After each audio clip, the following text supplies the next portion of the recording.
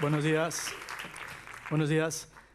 Bueno, lo que no ha dicho es que en realidad me han invitado porque soy de Baracaldo. Que esto es la razón objetiva.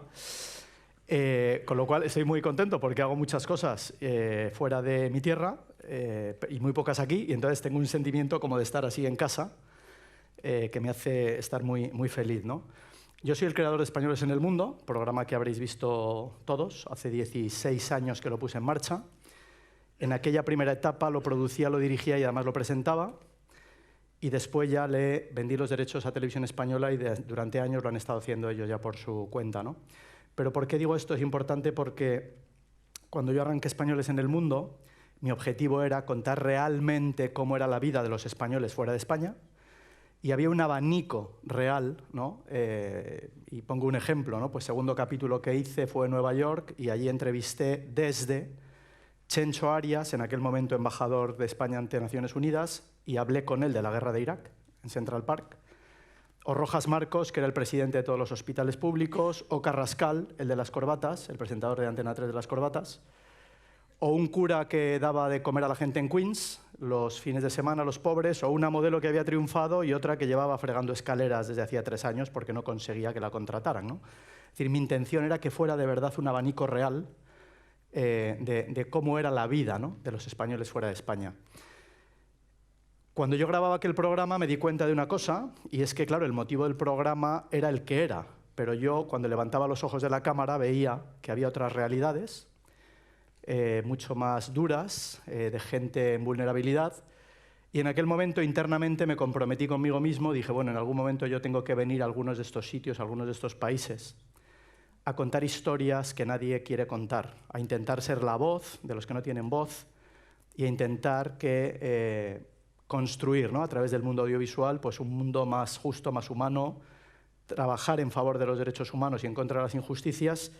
Y esto me llevó, justo antes del terremoto de Haití, me comprometí públicamente cada año a rodar un proyecto social, solidario y benéfico.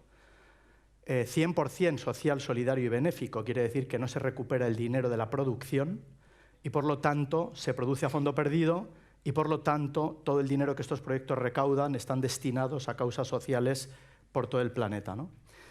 Cuando estábamos pensando cuál iba a ser ese primer proyecto, desgraciadamente sucedió el terremoto de Haití. Estábamos en la oficina y entonces tomé la decisión de que nos íbamos a Haití y conseguimos rodar el único documental que se hizo en el mundo en los días siguientes al terremoto de Haití. Hoy día ya está abierto, hace tiempo en Internet, se llama Sueños de Haití, y lo podéis ver. Y cuando digo que lo podéis ver es porque, como decía antes John, lo han visto en colegios de todo el planeta niños de 10 años, porque yo no saqué un cadáver, yo no saqué decir, nada que atentara contra el honor, la dignidad o la intimidad de las personas. Yo nunca ruedo nada que atente contra el honor, la dignidad o la intimidad de las personas. Ni siquiera si están muertas, ¿vale?, que no pueden protestar y que no van a decir nada, ¿verdad? Entonces, estoy fascinado. Esto parece, decía Fernando, esto parece una sintonía. No sé si lo han planteado así, cómo iban a ser las intervenciones, pero me parece fascinante porque han empezado a hablar del poder de los medios de comunicación hoy día, ¿no?, y de la diferencia entre la verdad y la mentira. Fernando nos habla de la música de nuestra vida y la importancia de la música en nuestra vida, y yo vengo ahora a unir también todos estos conceptos y explicar cómo algo que tengo muy claro, y por eso me dedico a esto, y es que el audiovisual es el motor más potente para cambiar el mundo. Si no lo creyera, si no me lo hubiera demostrado a mí mismo, si no fuera así, me dedicaría a otra cosa. La realidad es que si los ejemplos que vemos a través del cine, los documentales, la televisión, hoy día ya Internet, las redes sociales, si los ejemplos son negativos, la sociedad vira en negativo. Y si los ejemplos son positivos, la sociedad vira en positivo. Por lo tanto, yo me conjuré hace 16 años a decir, vamos a hacer proyectos que ayuden a mejorar un poco, poner nuestro granito de arena a mejorar un poco esta sociedad, ¿no? Me ha llevado todo este trabajo también a recorrer zonas en el mundo de guerras, de catástrofes, de pobreza, campos de refugiados, para rodar documentales, principalmente. Y en un momento determinado, hace 4 años, ya que me dijeron que yo tenía que hablar hoy de sostenibilidad, pues voy a tratar de justificar por qué puedo hacerlo, ¿no? Porque, como dijo un tipo que vivió hace 2000 años, que parece ser que debía ser buena gente, un tipo que acabó así, con clavos en las manos y los pies, dijo, por sus obras los conoceréis. Entonces creo que si solamente hablásemos todos nosotros en general de cosas para las que tuviéramos autoridad moral de hacerlo, no solo conocimiento, sino autoridad moral, pues probablemente habría muchos más silencios, ¿no? En todos los bares y en todas las plazas y en todos los pueblos. Entonces, yo nunca hablo de nada que yo no haya hecho ya, porque esto es lo que me da la autoridad moral para hacerlo, ¿no? Entonces, en estos proyectos, en estos 15 años, pues hace 4 venía de hacer una cosa brutal, que estrené aquí en Bilbao también, una película titulada Me llamo Genet, la historia de la primera sordociega de nacimiento en conseguir un título universitario. Y después de aquel proyecto que llevó incluso a cambiar leyes en varios países del mundo en favor de los sordociegos, dije, joder, ¿y ahora qué hago? O sea, ¿qué hago? O sea, ¿cómo superas esto? ¿Cómo haces otro proyecto que tenga este valor, que emocionalmente tenga esta fuerza? Y entonces pensé, yo hasta ese momento pues sabía de sostenibilidad lo que la mayoría, ¿no? Pues oye, sabemos que había que reciclar y tal, y que los polos, y bueno, pues lo que sale un poco en las noticias, pero no le había prestado tampoco toda la atención realmente que el tema merece.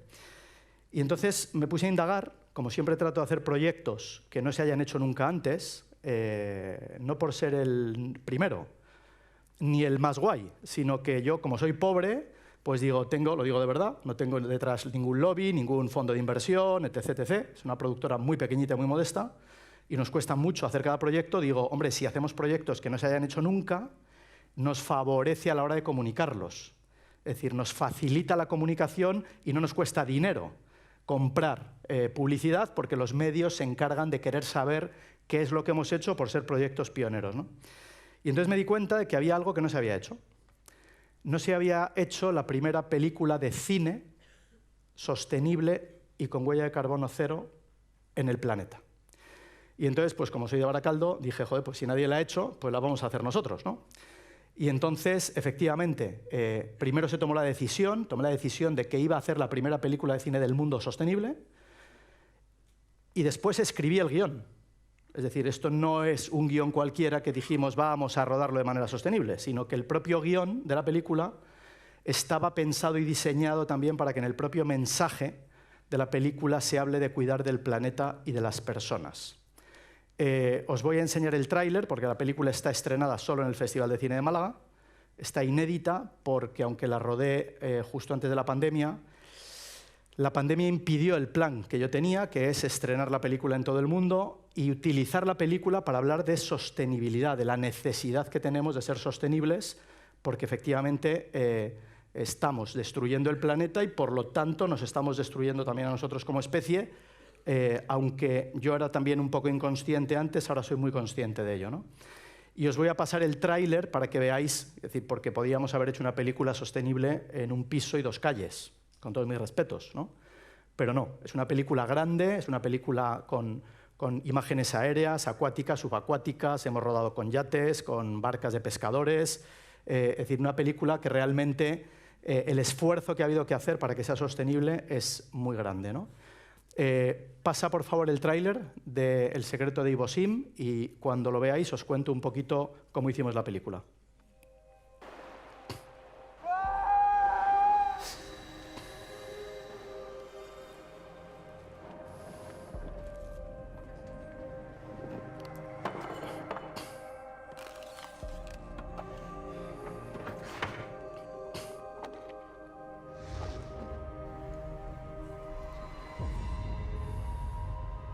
Había una mujer. No la busques, ya te encontrará. ¿Qué haces? Me estoy escondiendo.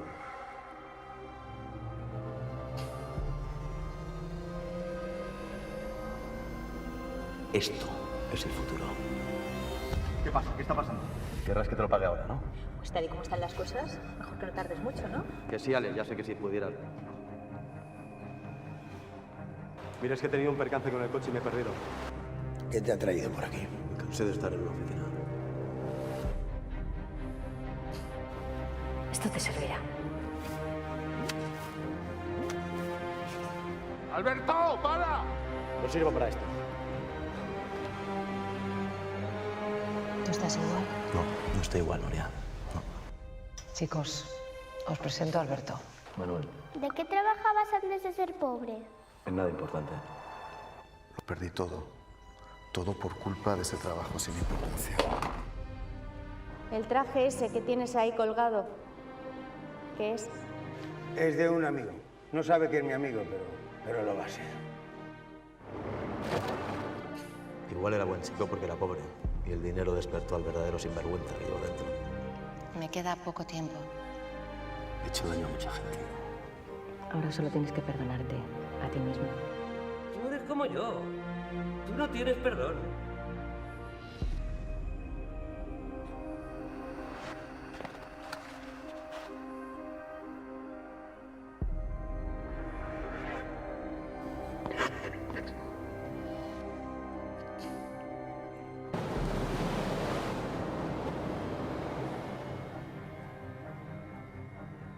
Para hacer de estatua hay que ser capaz de enfrentarse con uno mismo. Pirata, te compro ese lorito.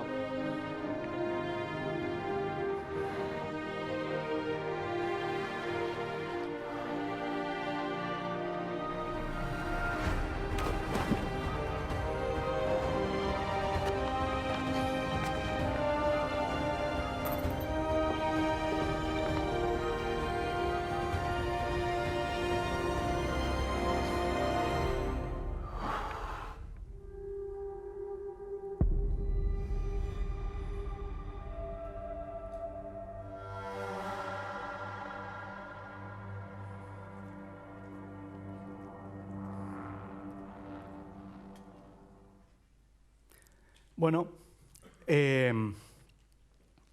mola la peli, ¿eh? Dan ganas de verla. Yo que hacía tiempo que no veía el tráiler, digo, dan ganas de verla.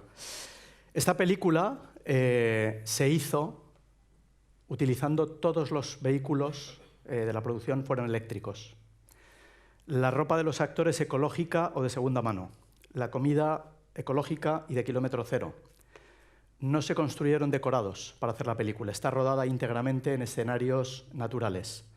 Y así imaginaros hasta 150 parámetros más, muy pequeñitos, que hicieron que la película pudiera ser lo más sostenible posible hasta donde la tecnología nos permite hoy día, evidentemente, ¿no? Y luego lo que hicimos, que esta es la parte fácil, fue compensar, digo fácil porque es una cuestión de dinero, que es compensar la huella de carbono con una plantación de árboles cuando se hace la medición para ver cuánta es tu huella de carbono que has generado, ¿no? Pero el mérito de la película no está en que tenga la huella de carbono cero. Esto lo puede hacer cualquier superproducción de Hollywood si decide gastarse luego 20, 30 o 10 millones de dólares en plantar árboles. La jugada está en haberla hecho precisamente de manera sostenible. Tan sostenible que habéis visto que en una escena salgo yo, que ya no tenía dinero para contratar más actores, y dije, bueno, pues yo, es pequeñito el papel, digo, lo hago yo que no me voy a pagar, ¿no? No sé si esto era muy legal o no pagarme a mí mismo, pero efectivamente no me pagué, ¿no? Cuando hicimos la película, que está pendiente, como os digo, de estreno y de hacer una gira con ella para hablar de sostenibilidad, y para poder hacer esta película yo mismo hice un máster en sostenibilidad. Y ahí es cuando me di cuenta realmente de lo que nos estábamos jugando. Ahí es cuando tomé conciencia de verdad de cómo estábamos maltratando no solo al planeta, sino a las personas. Luego vais a entender por qué digo esta frase, ¿no? Porque para mí no hay sostenibilidad ni puede haber sostenibilidad si no colocamos al ser humano, a las personas, en el centro de todas las acciones, ¿no? Y entonces terminé la película y dije, bueno, pues he comprendido una cosa, y es que la sostenibilidad no es posible si no implicamos al 100% de la sociedad. Esto no lo puede hacer nadie, ningún organismo, ningún lobby, ningún grupo de poder, nadie lo puede hacer. Si no tiene el apoyo de toda la sociedad. Necesitamos apelar a las empresas, a las instituciones académicas, a los medios de comunicación y a los ciudadanos en general. Y entonces dije, vale, pues vamos a ponernos a pensar en un proyecto que haga que todos podamos participar en ello. Y entonces hemos creado un proyecto que se llama Generaciones Living, que ahora os voy a poner también un pequeño vídeo para que se entienda de qué va el proyecto. Pero simplemente os digo que es living, no significa nada, es una palabra que nos hemos inventado, la S de sostenibilidad, life de vida en inglés, y ING, ¿no? El gerundio de acción.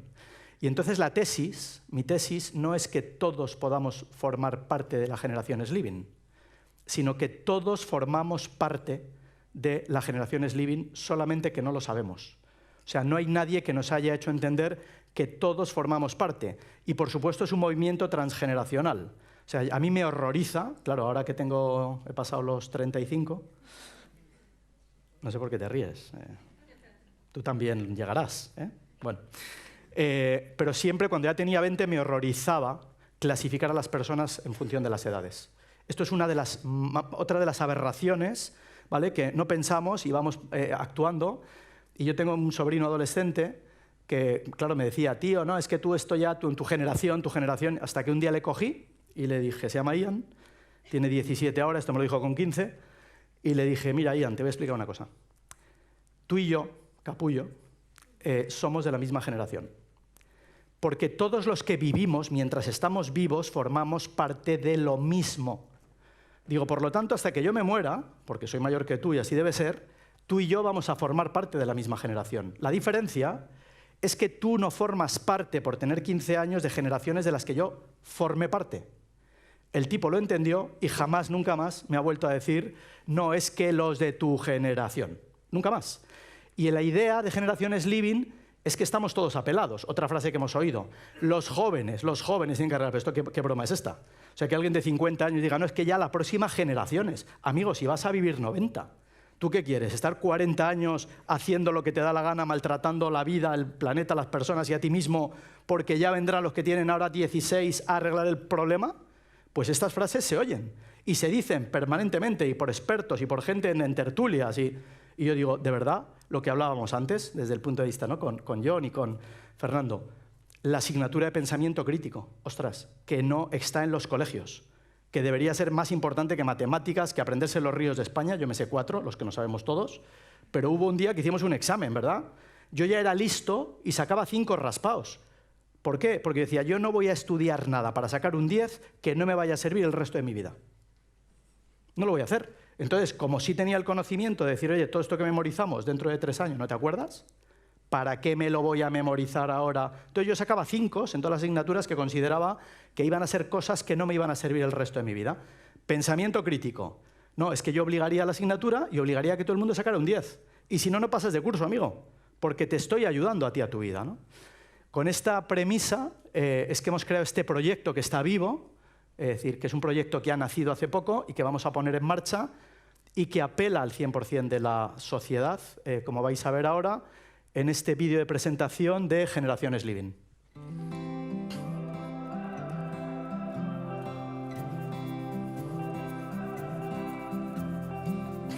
Generación Sliving es la suma de personas unidas por un único propósito: vivir de manera sostenible.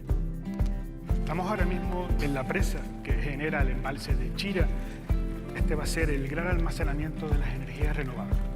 Y en aquellos momentos en los que nuestro sistema tenga mayor demanda eléctrica, el agua descenderá de este embalse hacia el embalse de Soria. Hay muy poca agua.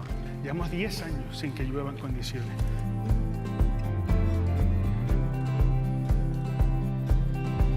Cuando nosotros consumimos, digamos, un litro de una bebida, ¿cuánta agua ha hecho falta para que ese litro exista? Por cada litro de producto terminado que hacemos, nosotros necesitamos 2,01 litros de agua. Quien lo hace mal, ¿en qué consumos puede estarse manejando hoy día? Pues fácilmente entre 3 y 4 litros de agua. Sí. Personas que comparten una misma visión, que están realmente dispuestas a transformar nuestro mundo en un mundo mejor.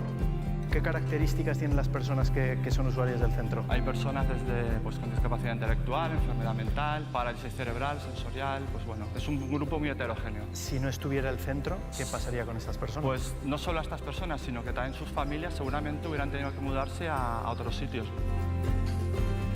Año a año, pues la población del pueblo disminuye. Entonces, nuestro principal objetivo fue ese, intentar revertir todo este problema y en ello estamos. Parece que todos en algún momento en la vida llegas a ese punto de sentir que la vida que llevas y que construiste no es la que quieres. Y muchas veces tener todo hace que se te dificulte mucho tomar la decisión de moverte.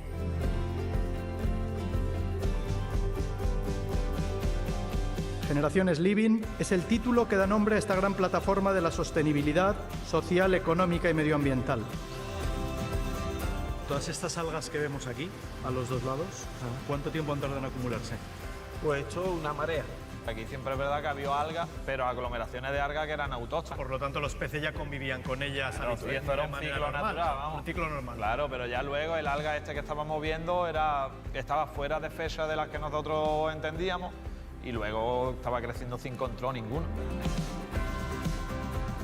Tú imagínate que estás en una terraza y tienes 40 grados de sol. Me dijeron, Bilbo, necesitamos sombra. Nosotros cuando generamos estructuras que tienen sombras con telas, hemos apostado muchísimo por la innovación y por la artesanía. Que trabajo las fibras con termoplástico. Es 100% recuperable y está hecho de plásticos reciclados del mar, del mundo automovilístico y de los electrodomésticos. Yo sé que aquí en el barco lleváis una tecnología, ¿vale?, que os permite muchísimas otras cosas desde el punto de vista de las comunicaciones y de la seguridad. Sí, por ejemplo, se ponen los sensores para el CO2 y de humos. Y entiendo que además, o sea, esto permite una comunicación, o sea, internet para todo el barco. Ahora con las antenas que hay ahora de wifi, ahora tenemos conexión, es tarifa plana como en casa. Aquí encontrarás relatos transformadores. Conocerás a personas, empresas, fundaciones y organizaciones que con sus acciones mejoran el planeta. Nosotros luchamos contra el cambio climático, ¿no? Tirando redes eléctricas entre islas y de repente encontramos un agente natural que también lucha contra el cambio climático, porque captura carbono. Este anclaje tiene que durar un mínimo de 2 años para que la planta sea capaz de enraizar por sí misma, ¿no? Si lo hacemos bien, podemos tener resultados al cabo de 100, 200 o 300 años. Entonces, a escala humana se dice que la posidonia es muy frágil y casi los daños que se le causan son irrecuperables. Si sientes que este lugar es el tuyo, estamos deseando conocerte. Bienvenidos a Generaciones Living.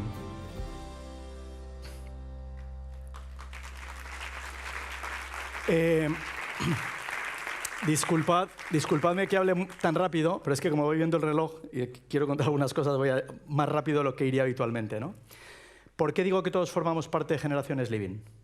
Porque estoy 100% seguro que no hay nadie en el planeta que esté bien de la cabeza, que no estuviera dispuesto a hacer algo para ayudar al planeta y a las personas si supiera qué hacer, por qué hacerlo, para qué hacerlo y cómo hacerlo. Es decir, si nos dieran las respuestas a estas 4 preguntas, no hay nadie que no se pusiera manos a la obra a hacer algo positivo. Y utilizo un ejemplo que todos entendemos porque todos lo hemos vivido seguramente, ¿no? Todos hemos tenido un vecino al que, bueno, voy a decir, no nos caía muy bien durante años, por muchas razones.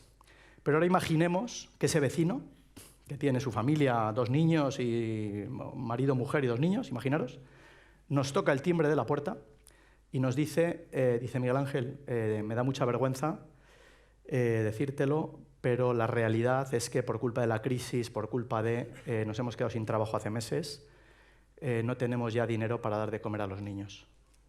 A ver quién de todos nosotros no abriría la puerta a ese vecino al que hemos odiado durante años y le diríamos, por favor, adelante, dile a tu familia que venga y que se sienten a la mesa con nosotros a comer.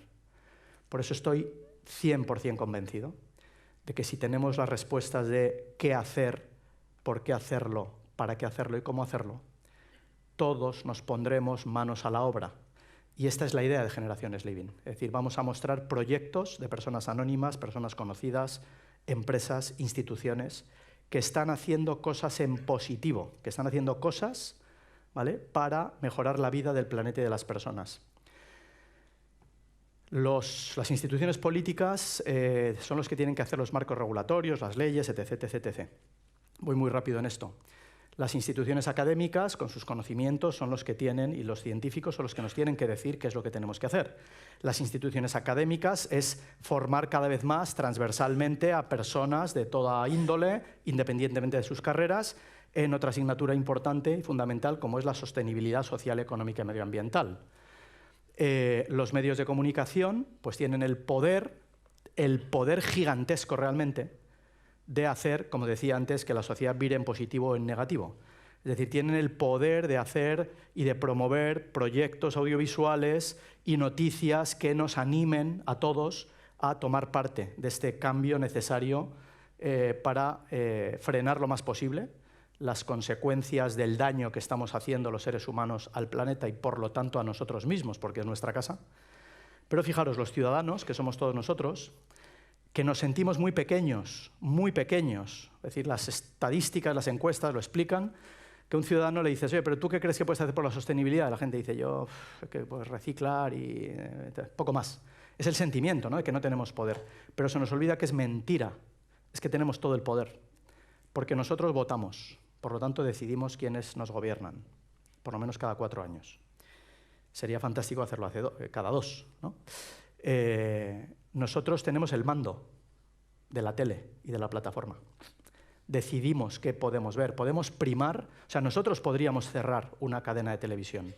De hecho, no soy consciente de cómo no hemos cerrado una desde hace muchos años, y no voy a nombrarla para que no meterme en líos también, como decía antes el compañero, pero no lo puedo entender, que no, como sociedad no hayamos dicho, esto no lo queremos en nuestro país, no lo queremos. No aceptamos esto en nuestro país, ¿no? Tenemos la posibilidad de primar y de premiar a los que lo hacen bien, y tenemos la posibilidad de castigar o eliminar, borrar completamente del mapa a los que lo hacen mal. Lo mismo con las empresas. Nosotros decidimos dónde compramos y a quién le compramos y qué productos compramos. Entonces tenemos un poder gigantesco. Y hoy día las redes sociales, que tienen muchísimas cosas negativas, no hace falta explicarlo y no es el motivo de la charla, pero tiene muchas cosas positivas, y es que la jugada es que ya no estamos solos, es que somos una suma de cientos, miles, cientos de miles, millones, cientos de millones y miles de millones si quisiéramos, es decir, si nos uniéramos para causas positivas, ¿no? Por lo tanto, a lo que apelo con este proyecto es a que todos nos demos cuenta de que realmente, como ciudadanos, tenemos un poder gigantesco realmente para cambiar las cosas más allá del entorno de nuestra propia casa, donde ya se supone, ¿verdad?, que hacemos o deberíamos hacerla, ¿no? Yo antes he abierto un agua ahí, y entonces, como no sabía si iba a ser suficiente, me han dado otra, llena, ¿no? Y entonces he cogido el otro envase de agua que estaba por aquí y lo he puesto encima de un armario y le he dicho a Curro, oye, digo, esto lo dejo aquí, que es mío, luego lo cojo. Porque yo he visto en Haití morir gente, literalmente, porque no había en el terremoto, porque no había esta cantidad de agua para darle. Por lo tanto, mi relación con el agua cambió después de Haití. Yo voy a ceremonias con smoking, donde de repente te han dado un de agua para beber, bebo o me levanto, me voy a ir a otra sala y alguien siempre con muy buena intención viene y me dice, no se preocupe, en la otra sala hay más agua. Digo, ya, pero es que este agua que yo estoy dejando aquí no se lo va a beber nadie, se va a tirar. Y yo he visto gente morir porque no había esta cantidad de agua para darle, literalmente. Entonces, esto es un ejercicio de pensamiento crítico, es un ejercicio de conciencia, nada más, ¿no? Tengo 2 minutos más, estoy en cero. Estoy en cero. Tenían que tener un sistema, ¿no?, con un pulsador que hicieran ¡tuf! ¿Sabes? Y se viera el polvo ahí abajo fulminado, ¿no? Con un rifle al cero, ¿no?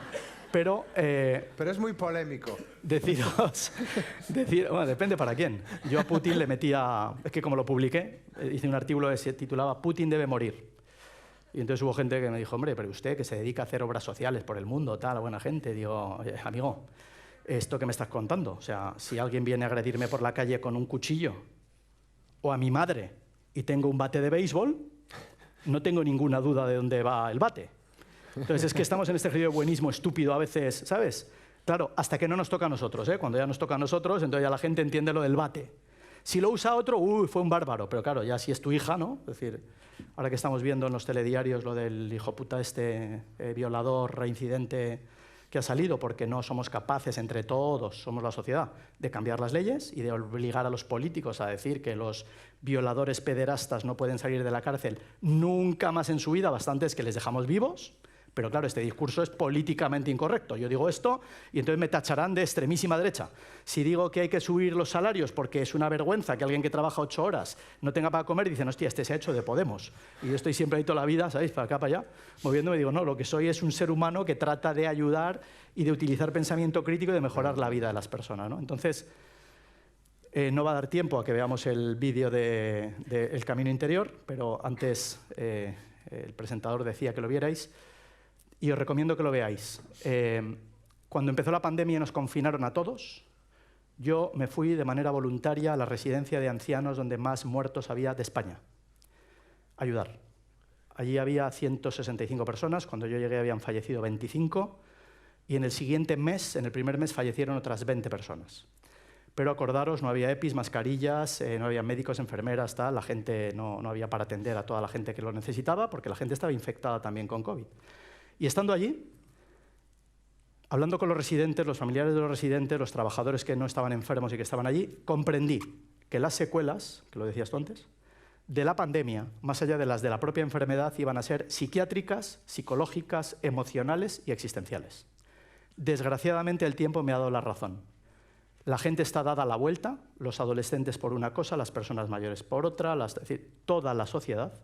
Estamos en una situación de crisis de salud mental, es decir, donde nuestro equilibrio psicológico y emocional no está donde debería, y decidí hacer una serie, que ahora va a ser la sorpresa, el tráiler está en internet, y es que recorrí las últimas 16 etapas del Camino de Santiago acompañado de personas con las que fui teniendo conversaciones con la idea y el objetivo de crear herramientas para ayudarnos a toda la sociedad a salir adelante de esta situación de miedo, de crisis, de angustia, de ansiedad, de depresión que la pandemia nos ha dejado. Ya está la serie entera colgada en Movistar y en breve estará en horario de máxima audiencia en Televisión Española. Este proyecto, El Camino Interior, es mi proyecto número 16, social, solidario y benéfico, con el objetivo realmente de lo que decía antes, de poner mi propio granito de arena para tratar de mejorar este mundo en esta época que nos ha tocado vivir, que no es ni buena ni mala, ni mejor ni peor, y da igual, es la nuestra la que nos ha tocado, ¿no? La jugada, sobre todo, ahora sí, me pongo en modo mayor para los jóvenes, porque quizá los más mayores ya lo hemos pensado, ¿no? Ojalá, y esta es la jugadita, ¿no?, con la que creo que deberíamos vivir, y es que el día que nos toque morir, que es un hecho cierto, si tenemos la suerte de que somos conscientes de que la muerte viene, que no es un accidente traumático que no nos da tiempo a pensar, que podamos mirar hacia atrás y decir, yo hice algo. Es decir, pasó aquello en aquel momento de mi vida y yo actué. Luego pasó otra cosa y yo actué, luego pasó otra cosa y yo actué, porque tiene que ser terrible morirse con el sentimiento de decir, ostras, ahora me doy cuenta de que yo podía haber hecho muchas cosas para mejorar mi propia vida, la vida de mis seres queridos, la vida de mi entorno, de mi comunidad, de mi sociedad, de mi mundo, y no lo hice. Así que gracias por acogerme, gracias porque no he visto ni un móvil encendido, yo también tengo uno, y que disfrutéis de estas jornadas. Yo me voy a quedar también, hay mucho que aprender de todos ellos. Felicitar al Correo, enhorabuena por esta iniciativa, porque estoy seguro de que después de estos 2 días, y lo digo de corazón, todos nosotros seremos un poco mejores. Gracias de corazón.